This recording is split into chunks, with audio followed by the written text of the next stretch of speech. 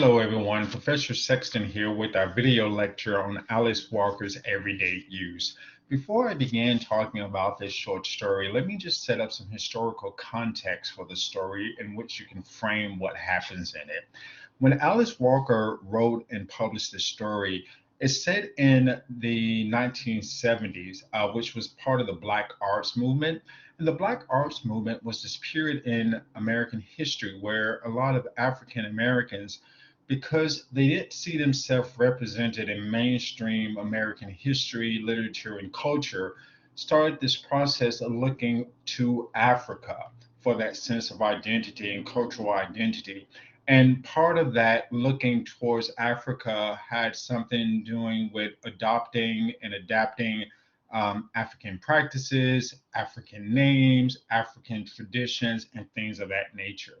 So some of what happens in Alice Walker's Everyday Use ties into that period of history, even though in the story itself, Alice Walker doesn't make direct mention of the Black Arts Movement, but it's something that you need to know that will help you make sense of some of what Dee does in the story. Alice Walker's Everyday Use consists of three characters. Mama, who is your narrator. So this is one of those stories where the narrator is a first person narrator, and that person is Mama. And so you're getting everything through her voice. She uses I. It's also her point of view. And the reason why it's important to keep that in mind as you're reading and thinking about the story, everything that you hear about other characters is what she's telling you, and it's her viewpoints and it's her opinion. The two other characters in the story are her daughters. One is the older daughter named Dee, and the other one is a younger daughter named Maggie. The story happens in one day, but even though it happens in one day, there are a series of flashbacks to earlier scenes and earlier events in the lives of this mother and the two daughters. This is also a short story that has multiple themes to it. And so what I'll try to do as I talk about this story is I'll flesh out some of those multiple themes. So here's the basic plot of the story. The plot of the story is that Dee, who's the older daughter, is returning home to visit her mama and her younger sister, Maggie. And so the whole story revolves around Dee's visit. That is the plot. Mama begins to tell the story. And when she's telling the story, she talks about how they are waiting for Dee to return home. And there's this sense that Dee is royalty because they're spending this time to make sure that the yard is nice and tidy, to make sure that the house is tidy. So they're doing all of these things in preparations for Dee's visit. And what you get in the very beginning of the story, you get a lot of information about Dee even before you actually see her as a character in the story. And some of the things that are very important, keep in mind, these are things that we are hearing through Mama. Mama compares Dee to Maggie. So when you compare the two sisters, and keep in mind, we're getting this from Mama, Dee has a better sense of herself. Dee has more confidence. Dee has a sense of style. Also, Mama clarifies that Dee is a very light-skinned Black woman, whereas opposed to Maggie, who's very dark-skinned. Dee has this sense of intelligence about her, whereas Maggie doesn't have that. And not only does Mama set up this difference between Maggie and Dee, Mama also sets up this difference between herself and Dee. And Mama begins by telling the story where she often has these dreams where there's these talk shows. And the one that she mentions is Johnny Carson, which was a late night talk show in line with what you see now with Jimmy Kimmel and people like that. But in this vision or in this dream that Mama has, it's like a reunion show. And in this reunion show, Mama and Dee are reunited. But what's interesting in the way that Mama tells this story is that Mama is very different than how she is in real life. In Mama's dream or in Mama's vision of this reunion happening between she and Dee, Mama is 100 pounds lighter than she is normally. Mama is lighter skinned. Mama has a quick wit. And so she's very quick, whereas those are not the way that she is normally. Matter of fact, Mama spends a lot of the first few pages talking about this fantasy, and then she contrasts that with the way that she really is. This is a really interesting part of the story because initially you think this is what Dee wants her mama to look like. And you believe that because this is what mama tells you. Because keep in mind, this story is being told through the point of view of mama. So that is what you're hearing. But the more you think about the story, you wonder, is this really what Dee wants Mama to be like? Or is this what Mama thinks Dee wants her to be like? See the complication there? And so you have to continue to do that throughout this story. You're getting things told through Mama's perspective. But then at the same time, you never hear directly from Dee. And so you have to constantly ask yourself, what is it that is motivating this? Is this really motivated through Dee, or is this motivated through what Mama think Dee wants? And that's the complexity of this story, or one of the complexities of this story. Also, in the very beginning of the story, Mama also foreshadows, well, it's not really foreshadowing. So something that happens earlier, and we don't know the full details of it, and we'll get that later on in the story. But when she talks about Maggie, Maggie has burn scars down her arms and her legs, and Maggie has this kind of shuffling way that she walks. So obviously, there's an accident that had happened to Maggie early on. And at the very beginning of the story, we don't really quite know what that accident is. But as the story progresses, we'll find out what that is and what has happened to Dee. I'm sorry, what has happened to Maggie. The other thing that Mama tells us about Maggie is very interesting as well. That Maggie has this sense of like she's always trying to like hide in corners. So like when you're reading the first few pages of the story, notice the way that Maggie in those first few pages is very quiet. There's a sense that Mama is always saying like she's trying to hide, trying to dig a hole to bury herself in. At one instance, Mama describes Maggie as almost being hidden by a door.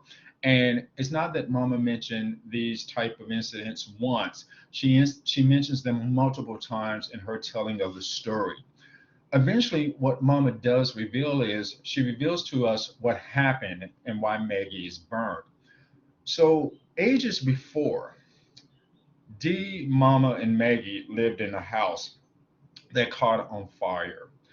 And when that house caught on fire, Maggie was caught in that fire and she got burned. And those are where those scars come from. But in Mama telling this story is a very interesting paragraph. I'm going to read the entire paragraph. So this is on page 316. Well, actually, I'm not going to read the entire paragraph. I'm going to read about half of that paragraph. So this is Mama speaking. She says, um, how long ago was it that other house burned? 10, 12 years? Sometimes I can still hear the flames and feel Maggie's arms sticking to me, her hair smoking and her dress falling off her in little black peppery flakes. Her eyes seem stretched open, blazed open by the flames reflected in them. Indeed, I see her standing off under the sweet gum tree she used to dig gum out of, a look of concentration on her face as she watched the less dingy gray board of the house fall in toward the red hot brick chimney. Why don't you do a dance around the ashes? I wanted to ask her. She had hated the house that much. I used to think she hated Maggie too. That whole section is very interesting because in this house fire, you learn a few things in Mom's telling of the story. First of all, Maggie is caught in the house fire, and Dee is standing out safely away with this look of concentration on her face. And it's almost as if Dee wanted the house to burn. And it's almost as if it's conceivable that Dee perhaps set that house on fire. Now, I want you to slow down and stop here. There is nothing in this story that says that D set that fire. Absolutely nothing. I've read the story numerous times. You will not find a paragraph or a sentence that says that D set this house on fire. It's not there. However, as you continue to read the story, one of the things that you're going to see time and time again is that Mama consistently associates D with fire, warmth, burning. And that's going to happen time and time and time again throughout the story. So it's an association that Mama keeps making that kind of adds some credibility that it's conceivable that she might have done that. And then, of course, the question that you have to ask yourself, does it matter? Um, does it change the way we view these characters and the nature of this story if she did or did not have anything to do with that fire? It's interesting that after Mama tells this story, she transitions to another paragraph where she talks about how Dee used to read to her and Maggie. And this is Mama once again talking. She used to read to us without pity, forcing words, lies, other folks' habits, whole lives upon us too, sitting trapped and ignorant underneath her voice. She washed us in a river of make believe, burned us with a lot of knowledge we didn't necessarily need to know. What I always find interesting about this section is that Mama says she burned us with a lot of knowledge. And the thing that I think, how does knowledge burn? And what does Mama mean when she says burned us with a lot of knowledge? Look at what comes after that statement as well, with a lot of information that we didn't necessarily need to know. This, in a lot of ways, is going to go back to the title of the story, Everyday Use. That's going to come back to play when we get to the end of the story. So, like, keep that in your mind as you're reading the story and you're listening to this lecture. Um, Mama then talks about how she and the church people gathered enough money to send off to get educated, which already shows that Dee is very different than she and Maggie. And then the next thing you know is actually Dee arrives home. So you get 3 pages of Mama talking, describing Dee before we actually even see Dee. But here's the interesting thing: when Dee arrives, when Dee comes to the house, this is Mom's description of Dee and the way that Dee is dressed. This is on page 317. A dress so loud it hurts my eyes. There are yellows and oranges enough to throw back the light of the sun. I feel my whole face warming from the heat waves it throws out. So once again, here's that description of D, association with fire and warmth and burning things. So it's another time that Mama makes this association in the story. What happens next, or there's a lot of things that happen next. So I'm not going to go over the story scene by scene, paragraph by paragraph. So it's important that you read this for yourself. I'm just giving you a few things in the story that you should pay attention to and that I think are important. So when they do their initial greetings, Mama refers to Dee by the name Dee because Dee is her name. And Mama says, no, Mama, not Dee, Ranjero Liwanka Kimanjo. So Dee is one of those people who's taken an active role in the Black Arts Movement, and she's changed her name. So she no longer goes by Dee, which is her birth name and the name that she was given by her mother. She's changed her name to an African name that she's adopted, such as the name Ranjero Liwanka Kimanjo. And Mama says, what happened to Dee? And Dee responds, I couldn't bear it any longer, being named after the people who oppressed me. So let me give you some background information here.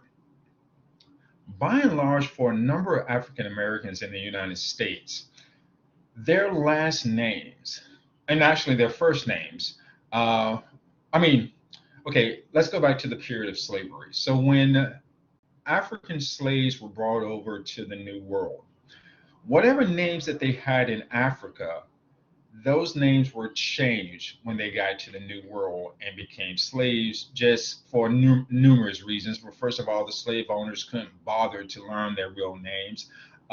Those names were long and difficult, and they were not human in the eyes of the plantation owners and the slave owners that composed most of the United States during that time period. And so they were given new names.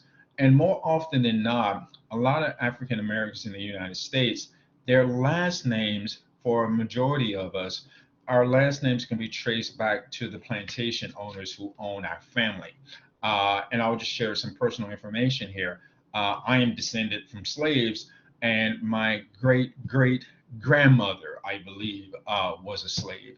I don't know all the details about it, but that I do know. And so it is more likely than not that my last name is a slave last name. So when Dee says that she didn't want to be named after the people who oppressed her, that is what she's talking about. However, Dee has also changed her first name. And what becomes interesting here is her first name is not really a slave name because Mama says you were named after. This is Mama talking. This is on page 318. She says, "You know as well as me, you were named after your Aunt Dicey." And Mom says, "Dicey is my sister. She named Dee. We called her Big D after Dee was born." And then Dee responds, or Rogero responds, "But who was she named after?" And she said, "I guess after Grandma Dee." And so what you have here is Dee's first name is not really a slave name. Dee's first name is actually a family name that goes back to a generation of women in this family. But it's interesting when Dee says that she could no longer uh, feel she could no longer be named after the people who oppressed her, even though Dee means consciously she means white slave owners. There's almost a sense too that her family might have oppressed her. And we've kind of spoken about this already in terms of some of the other literature we read, like particularly if we go back to Disgrace, in the sense of Amir having to feel like he needed to break out from his family and like recreate himself. Um, you also get the sense that Dee probably never felt like she fitted into her family, right? And so that could explain going back to when she read to them about other people's lives, right? And when Mama says burning us with a lot of knowledge that we didn't necessarily need to know, and about Dee reinventing herself, almost as the sense that Dee is trying to become who she thinks she is, you know. And so this the relationship between Dee and her family and tradition and heritage is very complicated and complex. And that's another one of the themes of this story is about how we honor and how we recognize our heritage and our tradition, and how we not only embrace those things, but how we carry those things forth. Um, and what you see between Mama and Dee, that there are two different ways of doing this. Alice Walker's story doesn't necessarily privilege one over the other, even though it may seem as if it does. But I think Alice Walker, in telling the story, does a very good job of giving equal weight to both. What happens, however, is because we're getting this story through Mama's perspective and Mama's viewpoint, we as readers tend to side with Mama over Dee, and we'll tend to see Dee as the victim just because Mama is telling the story. But one of the things that I want you to do as you're reading the story is like, yes, listen to Mama tell the story and listen to what Mama said. But at the same time, try to think in your mind, how would this story be different if we were hearing it from Dee or Rangero's perspective? I'm going to kind of speed through the story now. And so the two of them get together. I mean, the three of them get together. Maggie is still trying to hide in corners. Mama's always pushing Maggie forward. And it's like, you have a right to be here as well. And then what happens is Dee all of a sudden now takes pride in a lot of the stuff in her home that she did not take pride of before. So remember when Mama was describing the house fire and how Dee hated the old house. Now Dee is in love with this new house, and she's taking photos of the house and, taking photos of everything and like family heirlooms, such as a wooden bench that their father had made or a butter dasher that was also handmade. Dee is now taking pride in all of these items that when she was younger, like 17, a teenager, before she went away for college, she didn't take pride in those things. So, in some ways, you can see that maybe Dee has a newfound appreciation for her heritage and her tradition that she did not have when she was a child. But Dee now wants to collect all these things. So when she's in the house, she's like, oh, can I have this? Can I have this? Can I have this? And she's taking all of these things and gathering up these heirlooms of her family to take back to wherever it is that she lives. The story never makes that clear. But the main conflict of the story comes over two quilts. So Dee goes into her mama's bedroom, and in a chest, there are two homemade quilts there. And those quilts were hand stitched. And I don't know how many of you know about the African American tradition of quilting, but with quilts, um, a lot of times African Americans didn't have resources to buy the material, and so quilts were made out of different items of clothing or what was left around the house. And so those were combined, and those quilts, in a way, became a living history of the family.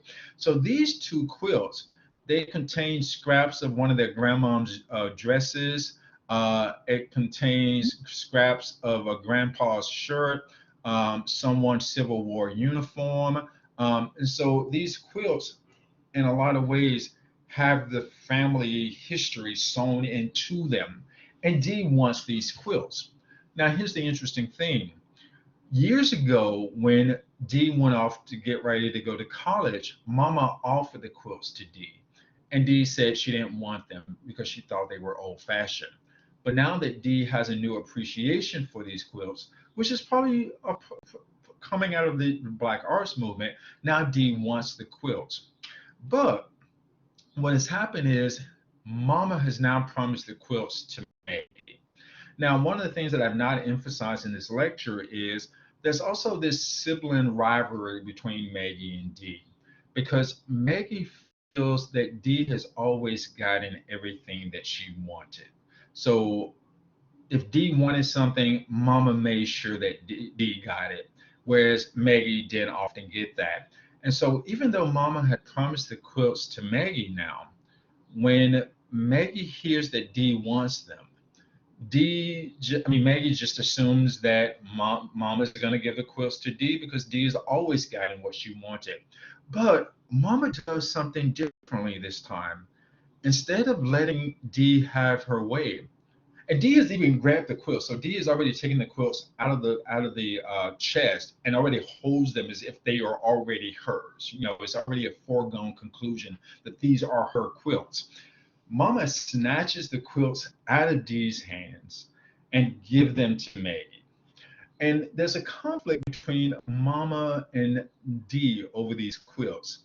And Mama says to Dee, what are you going to do with them? And Dee says, well, I'm going to hang them, because Dee sees them as artwork, right? And so even the other items that she's taken out of the house, she's not going to use them for the purposes for which they were intended. So the bench, she wouldn't use it for a bench for people to sit down. She will make it an object of art. Or the butter charm, she would use it as a centerpiece on a table. The same thing with the quilts. She's thinking that with the quilts, I will hang them and feature them in my apartment or in my house, wherever she lives. And Mama's like, that's not what quilts are for. She doesn't say this. And then when Mama tells Dee that she had promised the quilts to Maggie, Dee responds that Maggie might be backwards enough to use them for everyday use. That's how this story gets its title, Everyday Use. And so what you have here is a central conflict in this story, is what do you do with these family heirlooms or pieces? Do you use them for the purposes for which they were constructed, or do you put them away in a glass case and save them and treasure them, but don't use them for what they were intended? And there's a conflict here. For D, she feels like these are items that should be preserved. And in preserving them, you don't use them. You hang them or you put them in a cabinet, and put a rope around them, like what you see when you go to a museum. But whereas for Mama and Maggie, you honor those family traditions by actually using those things. And one of the points that Dee makes about the quilts is that if they continue to use the quilts, those quilts will be destroyed. And for Dee, that family history will be lost. But here's the thing, Maggie actually knows how to quilt. So Maggie learned how to quilt. So even if Maggie takes these quilts and she uses them and they get tattered, Maggie has the skills and the ability to not only repair them, but to add to that history. Whereas Dee has never learned that aspect of her family history. She appreciates it, but she appreciates it not at a hands-on approach, but kind of like from a distance. Whereas Maggie has a deeper appreciation for it because she's kind of like internalized it. And this is like one of the central conflicts of this story. And as I said before, it's a conflict that I don't think the story positively resolves one way or the other. Yes, at the end of the story, the quilts do go to Maggie, who will use them for everyday use. So it does seem that at the end of the story, Alice Walker is saying, this is what you do with these items. You continue to use them. However, I think in her portrayal of Dee in this story, Alice Walker also shows that there's another element of this, right? Because these things do mark our history, especially our family history and our family traditions. And if we do use them up and like for instance, let's say that you have a plate from your great great grandmother and you use it and it breaks. And then it doesn't just break into two pieces, it breaks into like 50, 60 very small pieces that you can't super glue together. That piece of your family history is gone, right? And so future generations won't be able to see that plate. Yet at the same time, if you take that plate that belonged to your great great grandmother and you put it in a china cabinet or some place like that and then use it, future generations of your family can see that plate and have that connection to their family history. And so you can kind of see, in a sense, there are two sides to this issue. And it is my belief that the way that Alice Walker presents this story is that she is presenting both sides of this. Now, you might disagree, which is totally fine. You might get to the end of the story and you might say it is 100% certain that Alice Walker is on the side that we need to use these items. And as long as you can support that argument, I am totally fine with that. So, as I said before, this is kind of like a very quick overview of the story. There are a lot of details of the story that I just did not get to in this lecture, just because it's just not feasible. However, what I strongly encourage you to do is to definitely read the story for yourself, read it slowly, read it carefully, watch this video lecture, which if you're down to the stage, you have already watched it. And so watch it again after you've read the story and just kind of look at these details for yourself, and see how they all fit in together. This is really a great story, a very powerful story. It's one that I've been teaching for years, and each time I teach it, I am still invigorated and moved by it because it is a story that is done so well. So I hope you too enjoy reading it and that you get as much out of the story as I myself do. Take care, everyone, and I will see you in the next video lecture. Bye.